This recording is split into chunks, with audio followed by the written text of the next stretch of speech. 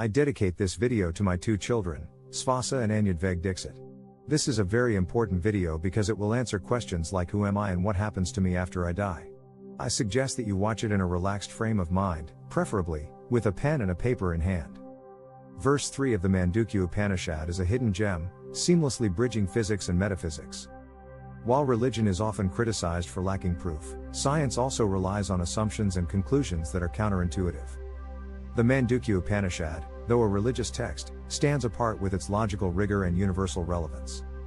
It's my pleasure to present this verse as both a defense against dismissive scientists and an invitation for deeper inquiry. I believe similar ideas exist in Islam, extending its appeal beyond Hinduism. I will approach this verse with honesty, highlighting both its strengths and its limitations, as harm to religion often comes not just from skeptics but also from devout misinterpretations. Mandukya starts with a premise that consciousness has 4 parts.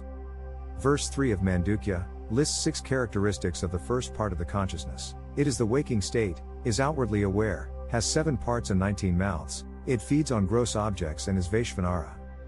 I will come to the meaning of the term Vaishvanara after an initial analysis of the remaining characteristics. The waking state being outwardly aware and having some parts and some mouths through which it consumes the gross universe are self-evident truths. Every living human being can testify to this form of consciousness. The above are necessary characteristics for this part of consciousness. Whether they are sufficient or not can be debated.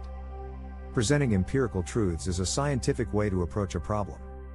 Though, till this point the scientific rigor of the verse is reasonable, the numbers 19 and 7 for mouths and body parts, respectively, are unexplained.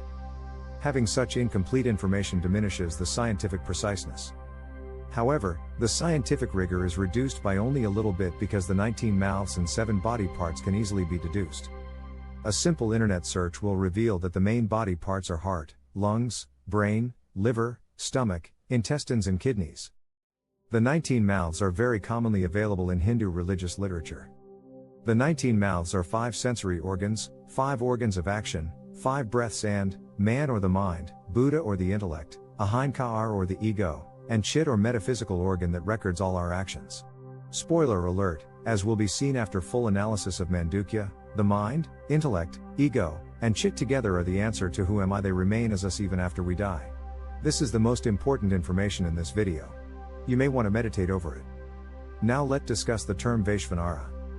The term has been translated as universal being or cosmic being by other scholars.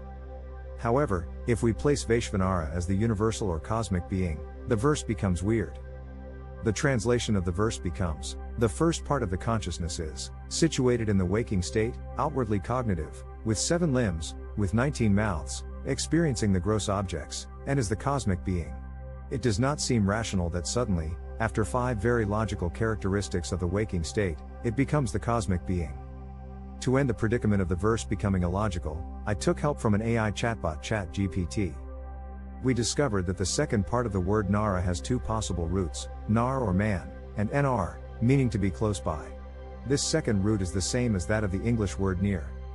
The first root, nar, when combined with Vishwa, gives a meaning as universal or cosmic being. However, the second root near when combined with Vishwa or the world, means near the world or, interactor with the world. The second root gives a meaning that gels well with the sentence and its flow for the verse. As such, we will adopt the second root for our meaning. I was in 2 minds about whether to give the actual verse and its word-by-word meaning first or in the last. However, I decided that the verse should be given in the last, particularly for the English-speaking audience. Jagratistano Bahishpragya Saptanga Konvingshadimukha Stoolbook Vishvanara Pratmapada. Word-by-word meaning, Jagrat stana meaning stana or situated in Jagrat or the waking state.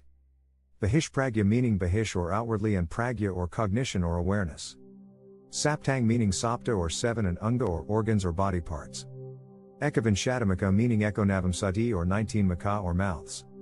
Stulbuk meaning stool or gross and buk or experiencer or consumer. Vaishwanara meaning Vaishwa or world and Nara or near or interactor. Prathama pada meaning Prathama or the first and pada or part. If we take the context of the previous verse, we can conclude that the first part refers to the first part from among the 4.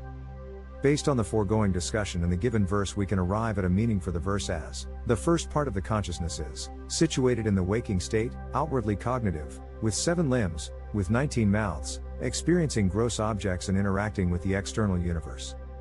Conclusions. As we've seen, verse 3 of the Mandukya Upanishad offers a profound, structured exploration of the first part of the consciousness.